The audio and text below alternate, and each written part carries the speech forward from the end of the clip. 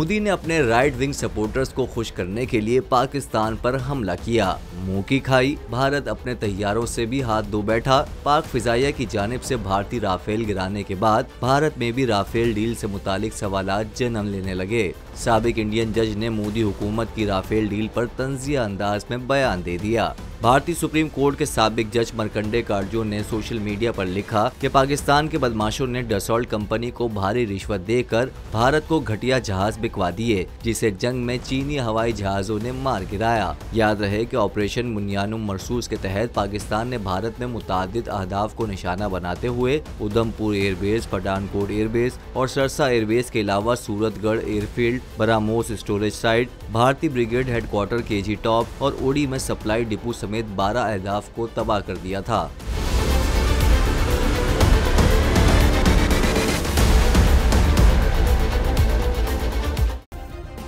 Subscribe करें और bell दबाएं ताकि कोई खबर रह न जाए।